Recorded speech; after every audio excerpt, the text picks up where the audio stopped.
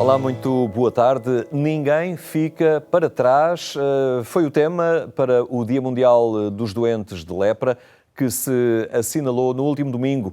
É um tema que queremos analisar dentro de instantes com Santos Ponciano, que está entre nós. Mas para já ficamos com os temas da atualidade religiosa, hoje com destaque para a rubrica da Fundação Ajuda à Igreja que Sofre, perseguidos, mas não esquecidos.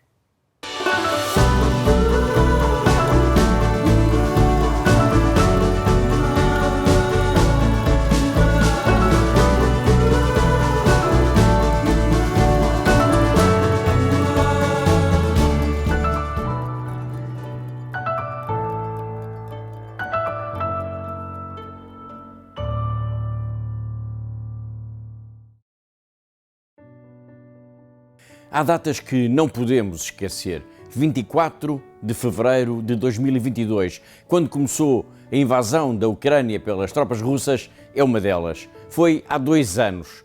Apenas 14 dias depois de a invasão ter começado, uma localidade muito perto de Kiev, a capital ucraniana, foi ocupada pelos soldados enviados por Moscovo. Nessa localidade, Vorzel, há um seminário. Os soldados chegaram, destruíram e vandalizaram e roubaram o que puderam.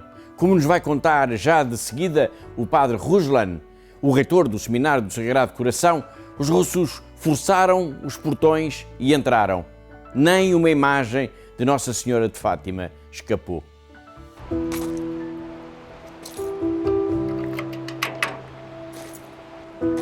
Rosjanie takie drzwi wejściowe tam wyparli i wkroczyli.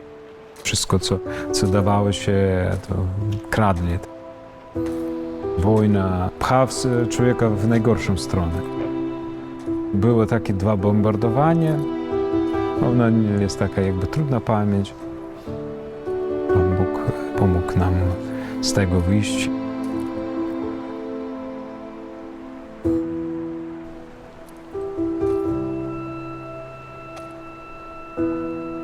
Wróciliśmy gdzieś w maju 22 roku. Bardzo ciężka była tamta zima. Często byli te alarmy, bili po elektrowniach, nie było gazu, nie było elektryki. Było często ciemno i przy świecach modliliśmy się, tak mówili, że jak pierwsi chrześcijanie. Tak jak wszędzie w Ukrainie mamy tę świadomość tej wojny, że ona jest i dlatego ciągle się modlimy, ciągle pamiętamy. W tych trudnościach właśnie odczuwam, że jestem powołany do tego i odczuwam, że chcę nieść ten krzyż i pomagać innym. Seminarium to jakby miejsce młodości Kościoła, miejsce przyszłości Kościoła. Mogę powiedzieć, że widzę zmiany. Jakim był kleryk, jak przyszedł i potem jak dorasta, jakby przyjęcie tej misji, tego zadania, tego powołania. Przede wszystkim najważniejsza to pamięć i modlitwa. Modlitwa pomaga mieć ducha zdrowego w tym wszystkim. Nie poddać się na jakąś nienawiść, niechęć.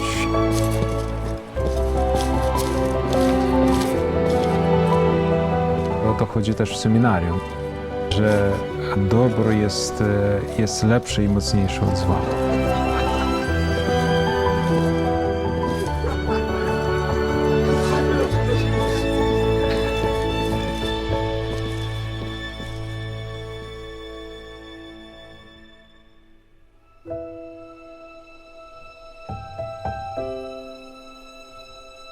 Durante 20 dias, o Seminário Católico de Vorzel, às portas de Kiev, na Ucrânia, foi ocupado, vandalizado e destruído pelas tropas russas. Roubaram o que puderam. Escutámos, mesmo agora, o padre Ruslan, o reitor do seminário, a dizer: foram 20 dias de ocupação.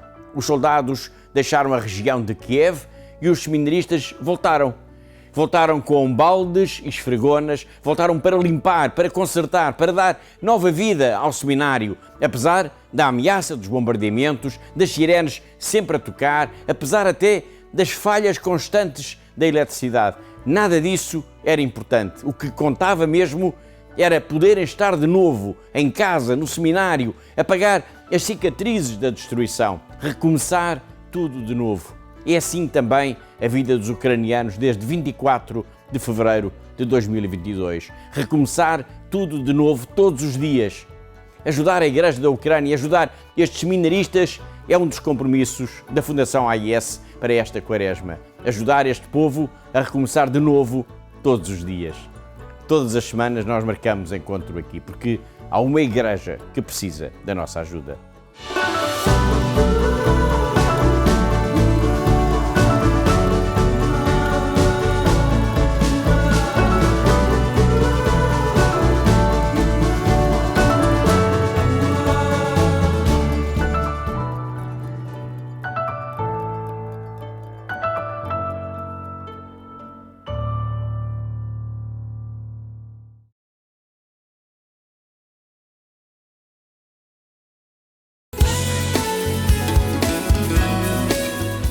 O 14º Encontro Cristão reuniu em Sintra e desceu ao concreto da vida para implicar os crentes na construção de um mundo melhor.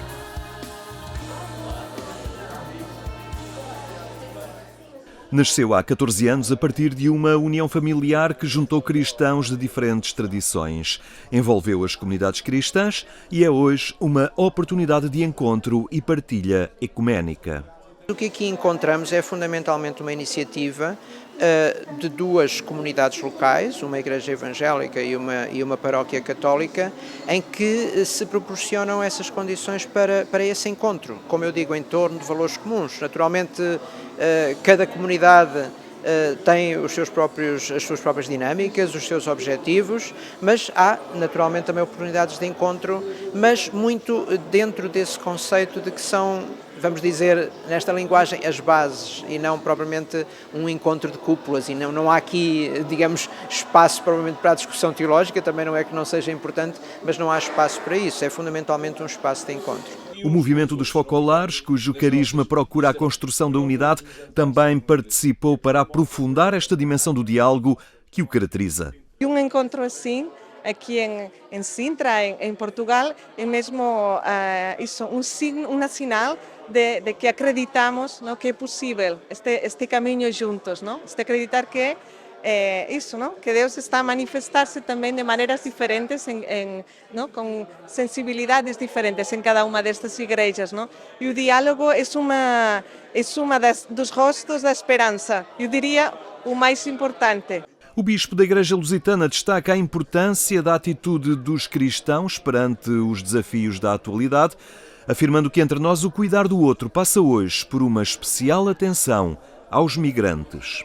Há aqueles que buscam o nosso país, há aquelas comunidades que hoje já estão no nosso país e que nós percebemos que têm que ser recebidas, respeitadas na sua maneira de ser, que não podem ser exploradas, e nós hoje estamos a ver isso também na sociedade portuguesa, e portanto esta é uma caridade concreta, independentemente da raça, da religião, da cor ou do credo. E esta temática, particularmente este ano, no contexto em que Portugal está a viver, de uma sociedade cada vez mais multicultural, com tantas comunidades migrantes, esta temática implica-nos a olhar para aquele que é o estrangeiro. Um encontro que acontece no momento em que se cumprem 5 anos sobre a Declaração para a Fraternidade Humana, assinada em Abu Dhabi. Uma iniciativa do Papa Francisco que tem trabalhado pela colaboração de cristãos e das religiões em torno da causa da paz. Há quem diga que é o Papa mais ecuménico de sempre e ao mesmo tempo também capaz de fazer as leituras da sociedade e do mundo. E nesse sentido o Papa percebe que as religiões são caminhos para a paz, então há que dialogarmos juntos, há que estarmos juntos, há que partilhar dons. E depois há um outro nível, que é o nível do ecumenismo, que é entre as igrejas cristãs. E por isso é muito bonito nós vermos o modo como o Papa se tem feito presente junto de outros líderes cristãos também, no nosso caso com o Sr. Arcebispo de Cantuária, ainda recentemente, na semana passada, estiveram juntos. Portanto, é uma visão holística da vida e do mundo que naturalmente depois se transmite também para a própria vivência da fé e que consegue estabelecer pontes onde antes essas pontes não existiam. Quase que se poderia dizer que esta iniciativa, surgida de um encontro fraterno, é uma iniciativa profética. Portanto, a seguir a isso vêm as guerras, primeiro na Ucrânia, depois agora na faixa de Gaza, com a possibilidade de descambar noutras zonas, não é? É um momento de aflição e é um momento em que as pessoas de boa vontade, qualquer que seja a sua tradição religiosa, precisam dar-se as mãos e encontrar maneira de trabalharem em conjunto para acorrer àquilo que são sofrimentos reais. E o responsável pelo diálogo ecuménico no Patriarcado de Lisboa lembra que o encontro não apaga aquilo que cada um é. Encontrarmos-nos periodicamente não significa perdermos a nossa identidade, antes pelo contrário, vamos percebendo melhor aquilo que são as nossas riquezas, os nossos talentos e aquilo em que nós podemos complementar o trabalho dos outros. Esta 14ª edição do Encontro Cristão, que decorreu no Centro Cultural Olga Cadaval em Sintra, contou ainda com a presença do Presidente da Idilidade, que sublinhou o papel das religiões na unidade e na paz social, e o Presidente da República, que deixou uma mensagem vídeo de reconhecimento a este caminho de diálogo e partilha que enriquece todo o país. Agora olhamos a problemática dos doentes de lepra, cujo Dia Mundial se assinalou no último domingo. Está connosco Santos Ponciano, é o presidente da Associação Portuguesa Amigos de Raul Folrot. Muito boa tarde, obrigado por estar aqui no programa Eclésia. A lepra é algo que associamos a territórios à partida distantes de nós, embora haja pontualmente alguns casos ainda no nosso país, onde a lepra já foi, digamos, podemos dizê-lo, erradicada. No entanto, continua a ser um problema grave noutras latitudes do mundo e a Associação Portuguesa Amigos de Raul Folrot vai fazendo esta monitorização e, principalmente, esta presença solidária junto destas comunidades. Boa tarde, muito obrigado pelo convite. É verdade, em Portugal, felizmente, está erradicada há muitos anos. Neste momento estão identificados cerca de 7 doentes já curados, portanto, ex-doentes, considerados ex-doentes, no território português. Aparecem pontualmente, todos os anos, sempre 2, 3 casos novos, que são importados normalmente por imigrantes, portanto, trazidos por imigrantes vindos de zonas endémicas, mas que são imediatamente resolvidos, porque são imediatamente tratados pelo Serviço Nacional de Saúde e a lepra, neste momento, é uma doença com cura. Portanto, no entanto, noutras latitudes, noutros países, noutras regiões do mundo, continua a ser um problema a afetar muita gente ainda. Noutros países, realmente, a lepra continua a ser um problema grave. Todos os anos aparecem casos novos, segundo os últimos dados que temos da Organização Mundial de Saúde. No ano de 2022, portanto, são os dados que saíram em setembro de 2023, no ano de 2022 registaram-se 174 mil novos casos de doentes de lepra no mundo. Foi um agravamento de 28%. Foi um agravamento de 28% relativamente ao ano anterior, exatamente. E isto resulta de quê? O agravamento relativamente ao ano anterior resulta de 2 fatores. Um foi que no ano anterior, portanto, o ano 2021, como estávamos em ano de pandemia, houve muita gente, portanto, em termos de diagnóstico, houve muita gente que não foi diagnosticada exatamente dada a circunscrição, portanto, que estávamos contingentados, portanto, com a pandemia. Portanto, porque não foi só em Portugal que houve o recluso, confinamentos também houve noutros países, nomeadamente em países endémicos, nomeadamente um que nos é muito querido, por exemplo, que é Moçambique, que é o segundo país de África com mais casos de lepra novos todos os anos. Mas a Índia continua a ser, o Brasil e a Indonésia continuam a ser os grandes representam cerca de 78% dos doentes de lepra, dos novos casos todos os anos. E estamos a falar de uma doença que surge muito em resultado das circunstâncias pouco dignas em que muitos ainda habitam hoje o planeta, ou seja, a pobreza, má nutrição, deficientes condições sanitárias, dificuldade de acesso à água potável. É todo este o caldo que muitas vezes gera e potencia a lepra. É exatamente. Portanto, a lepra aparece exatamente nesses nichos da sociedade em que pronto, há falta de água potável, há falta de condições de higiene, porque não têm água para terem condições de higiene. Por isso é que nós apostamos muito no abastecimento de água potável, de água limpa, portanto, às populações. Muitos dos projetos que temos são exatamente de água limpa. Lá está. Os projetos que têm, perguntamos nós, até uma associação portuguesa, Amigos de Raul Folro. Já agora lembramos Raul Folro, que foi um grande, digamos, apóstolo e alguém que se entregou a esta causa e à luta contra a lepra e ao auxílio daqueles que dela sofriam. Raul Folro continua hoje o seu exemplo a inspirar também a vossa ação. Sim.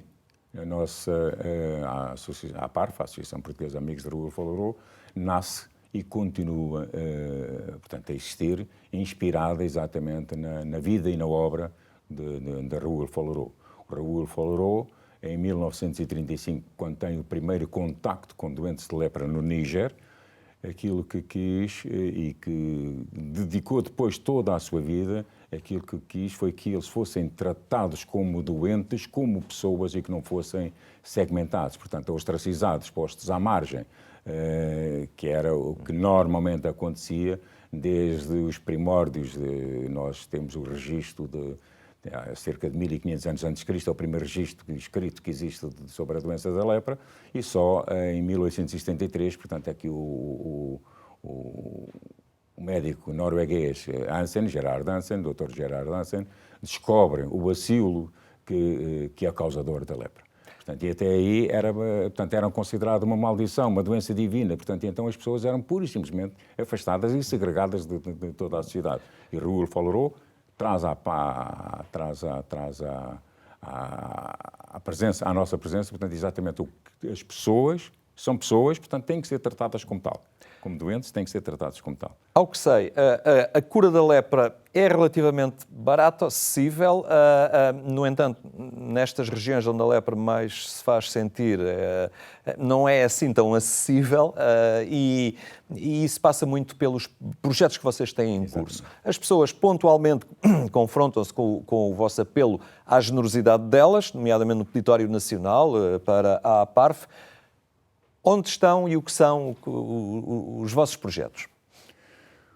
Os nossos projetos, no ano de 2023, portanto, para falarmos num passado recente, estão em 16 países. Apoiamos 74 projetos em 16 países. Angola, Camarões, Chad, Moçambique, Santo Tomé e Príncipe, Sudão, Tanzânia, Vietnã. E esse apoio é traduzido? É traduzido exatamente em apoio ao combate, à prevenção da doença da lepra, à prevenção da doença da lepra, nomeadamente com abastecimento de água, que é fundamental, já falamos nisso há pouco, e muitas das vezes também na alimentação, principalmente às crianças, que ainda estão a criar o seu sistema imunitário, portanto, são crianças, portanto, até aos 16 anos desenvolvem o sistema imunitário e não têm condições para se alimentarem condignamente e, como tal, ficam muito expostas, portanto, à doença. Portanto, é muito importante este trabalho amontante do problema. Exatamente, é fundamental. Se quisermos erradicar a doença da lepra, que está previsto pela Organização Mundial de Saúde até o ano 2030, é fundamental este trabalho amontante do problema. Mas depois também, obviamente, há o medicamento, o tratamento médico acaba também por passar pelo vosso auxílio. Sim. O tratamento, a cura, portanto, como disse há pouco, portanto, a cura da doença da lepra passa pela polioquimioterapia, portanto, por um comprimido que é tomado durante 6 meses ou 1 ano, consoante a gravidade, portanto, se for pausibacilar ou multibacilar, portanto, consoante a gravidade da doença, que custa 25 euros. Portanto, o tratamento da lepra custa 25 euros, que a Organização Mundial de Saúde paga. Os nossos projetos de apoio são essencialmente fazer chegar o medicamento às pessoas, porque estamos a falar de pessoas que vivem em zonas muito recônditas, por exemplo, do continente africano ou do continente asiático, em que a farmácia mais próxima é ali a 150 km ou coisa assim. Portanto, um pouco exagerado, mas não anda muito longe da realidade.